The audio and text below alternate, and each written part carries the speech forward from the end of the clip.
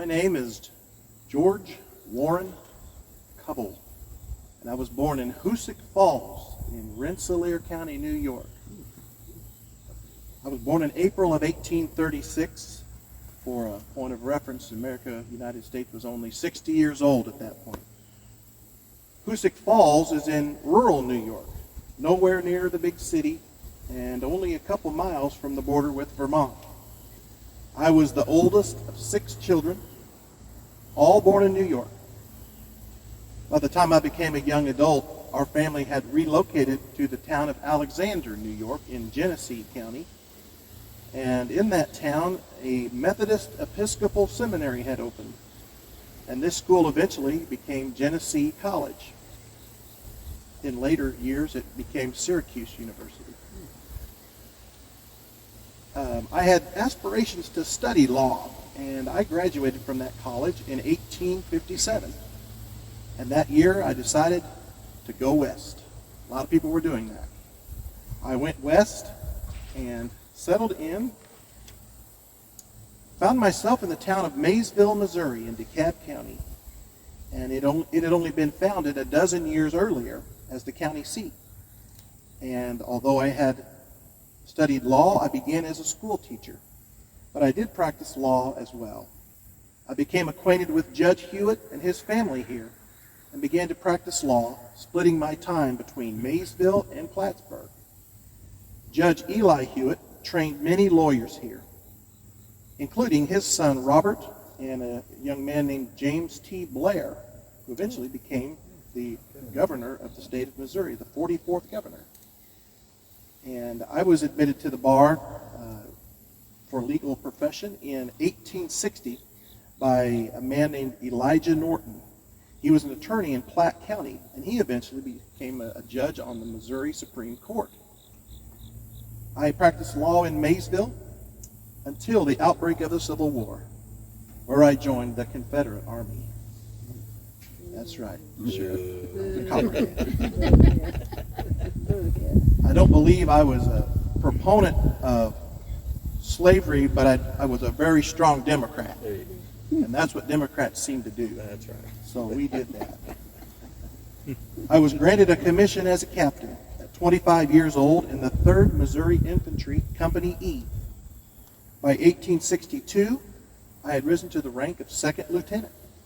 And I remained in the infantry until I was wounded at Franklin, Tennessee, and I was incarcerated as a prisoner of war at Fort Delaware in December of 1864. I remained captive there until the end of the war and was released in June of 1865. At that time, I took the oath of allegiance to rejoin the Union as a citizen in good standing. I returned to the practice of law, and in September of that year, I married Eli Hewitt's daughter, Elizabeth Mary Hewitt. She had returned from Maysville, from Baltimore, where she had gone to do her extended schooling, and returned to Maysville. We were married in St. Joseph and spent a lot of time traveling between several different cities. I actually came to Nebraska City in Nebraska September 16th of 1865 and was engaged in teaching at a collegiate institute with a man named B.W. Vineyard. That lasted about a year until 1866. Next, I opened a private academy and in which I taught until June of 1867, again, about a year. And so at that point, I was elected principal of the high school, a position I held for 1 year. So I was then appointed to the Board of Education, superintendent of the schools of Nebraska City, a position I held for not quite a year, a few months.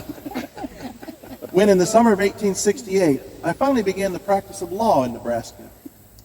Our family began as well, with 2 children being born over the next few years.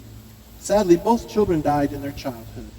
Eugenia, born in 1869, lived 4 years, and Herbert, born in 1870, lived less than a year.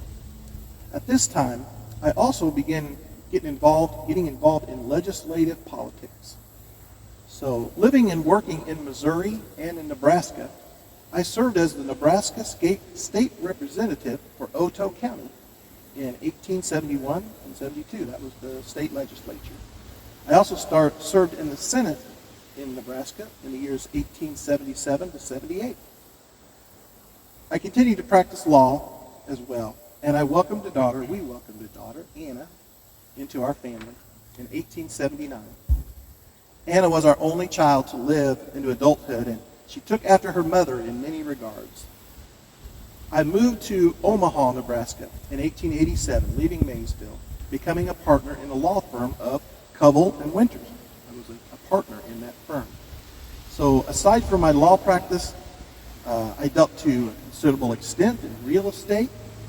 I laid out a block of the city called the Covell Addition near the Institute for the Deaf and Mute in Omaha. I also spent a considerable amount of time in fraternal affairs, becoming a Mason, becoming a Knight Templar, and a member of the Mystic Shrine. The story of my life would not be complete without the story of my wife, who was an important person in her own right. Following my death in 1916, Elizabeth Covell remained a strong and outspoken proponent of women's causes. After moving to Nebraska City from Maysville in 1887, she became widely known in the community and in the newspapers, including some well-known debates and arguments that caused many society meetings to be written about for the entertainment of the readership. She had a few things to say. After moving a charter member of the Omaha Women's Club, she was an ardent member of the Women's Christian Temperance Union, and she was a militant suffragist. She paraded for women's right to vote and for abolishing the use of alcohol. She was also a member of the Daughters of the Confederacy and a proud member of the Democratic Party. When the Democratic Party moved towards the repeal of prohibition, which she was fighting for, her loyalty to them wavered, but she eventually acquiesced to majority rule. Her passing in 1935 was met with headlines in the Omaha papers as readers remembered the many causes she championed.